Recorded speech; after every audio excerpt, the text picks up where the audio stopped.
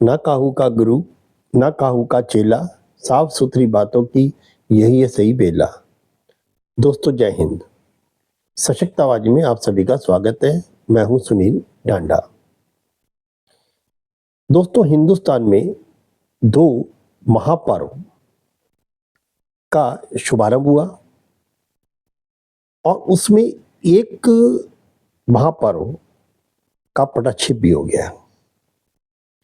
मेरा कहने का तात्पर्य है कि हिंदुस्तान में अभी पिछले एक महीने में दो जो महापर्व हुए उसमें एक था कुंभ स्नान और दूसरा था इसमें दिल्ली का चुनाव। तो उनमें समानता क्या है? महाकुंभ 144 साल के बाद ऐसा आया जिसका अपने आप में बहुत ही महत्व है और वहां त्रिवेणी में संगम स्नान करने से ऐसा माना जाता है कि मोक्ष मिलता है। त्रिवेणी ऐसी दिल्ली के अंदर जहां महाकुंभ का 144 साल थे वहां हमारे देश के आजादी के हाफ नियर अबाउट 72 साल में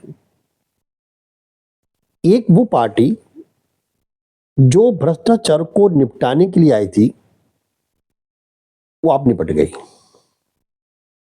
और उसको जितने उसको पहले मिले थे उसका आधा मिला। यानी आप रेशियो देखिए ना, 144 साल यहां आजादी के 72 साल लगभग आधा।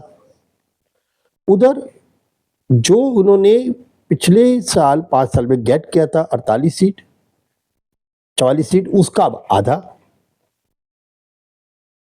और जहां त्रिवेणी में संगम में स्नान करने से मोक्ष मिलता है वहां इस त्रिवेणी ने यानी कि श्री केजरीवाल, सत्येंद्र जैन और आपके जय मनीष सिसोदिया, इस तिगड़ी ने उस स्नान में डुबकी लगा के डूब गए।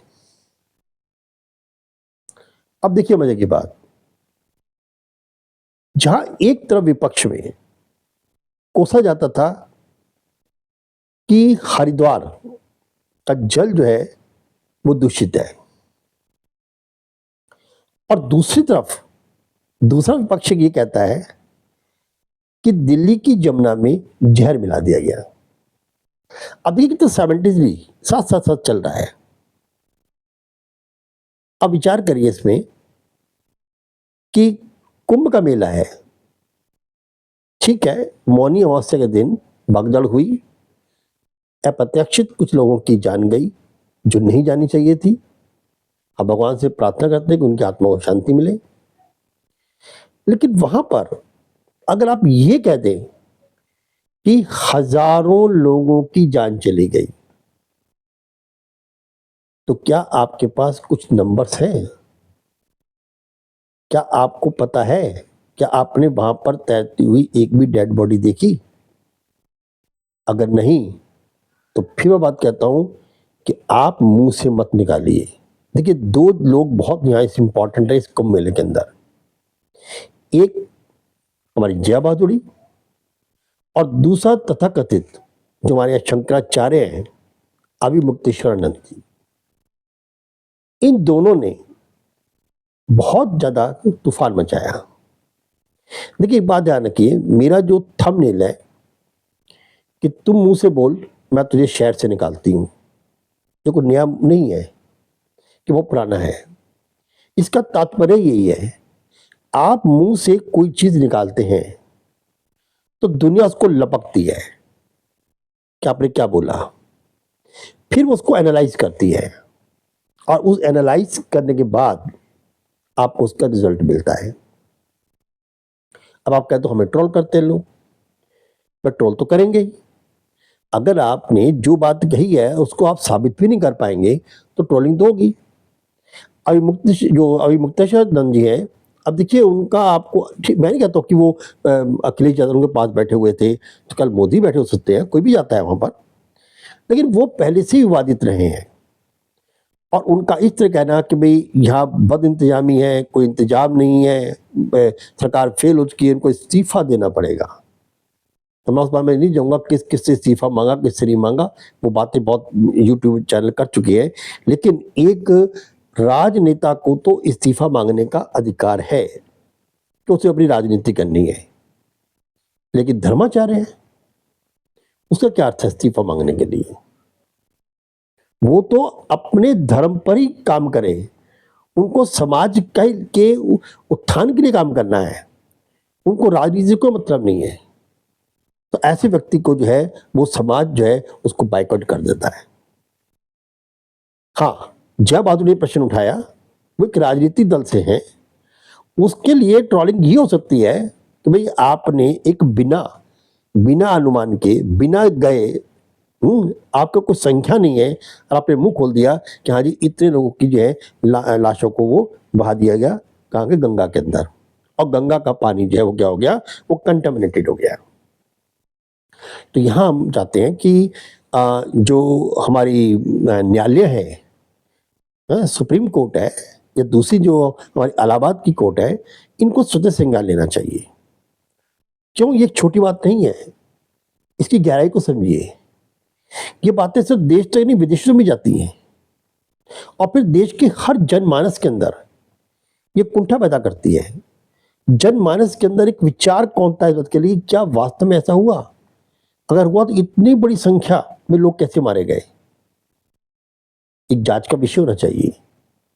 और जांच के विषय के बाद जो है इसमें इनको एक जो है एक पार्टी बनाना चाहिए जय बहादुरी को, इसके लिए कि भाई आप पहले बताइए कि आपने उस लाश को कहाँ देखा, आपका सोर्स क्या है। भाई आपको जो भी ज्ञान प्राप्ति हुई है उसका कोई सोर्स तो होगा, है? वो सोर्स कौन था आपको, उनके सोर्स का पता होना बहुत जरूरी है। एक आदमी इस तरह की बातें करता है तो कहते हैं ये रूमर फैलाता है, उसको जेल बंद कर दो।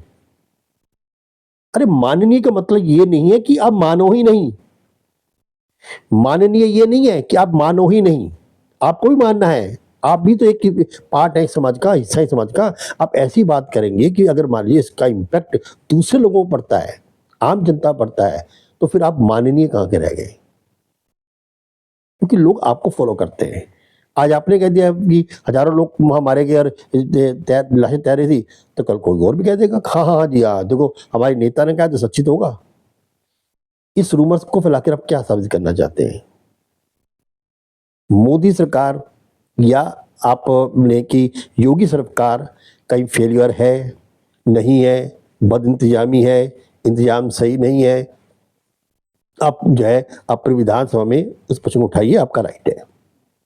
उसका जवाब देने के लिए योगी है, उनके मंत्री हैं। लेकिन अगर आप पार्लियामेंट के अंदर राज्यसभा में ये बात उठाते हैं तो ये समझिए कि आप उस पार्लियामेंट, उस राज्यसभा में जवाबदेह हैं। मुझे सुन के इसका बहुत अफसोस हुआ कि एक व्यक्ति जो इस तरीके से कह दे कि हजारों लोगों की डेड बॉडी वहां तैर रही थी, क्या आपने, आपका प्रूफ है, क्या आपने देखा, क्या आपने उसकी फोटो ली, या आपकी जो सोर्स है उसे आप बताइए कि मेरे इस सोर्स से ये पता चला था, हम उस सोर्स की जो है सरकार इंक्वायरी करे। मैंने इसीलिए वर्ड यूज किया था कि आप मुंह से निकाले हैं, तू मुंह खोल, मैं तुझे शहर से बाहर निकालती हूँ। मतलब तू मुंह से निकाल, मैं तुम्हें शहर से बनेगी, तू मुंह से निकालोगी बात को तो तुम्हारी बात को मैं पूरे शहर में फैलाती हूँ, और फिर शहर निर्णय करेगा कि आपके साथ क्या इलाज होना चाहिए। इस तरीके से जो है बातों को फैलाने का कोई अधिकार नहीं है, किसी को अधिकार नहीं है। और दिल्ली में जो पर्व मनाया गया है वो सबको पता नहीं है, मैं उस पर वीडियो डाल चुका हूँ, ठीक है। अब उस पर बात करना बेकार है, ठीक है। ओके, जय हिंद।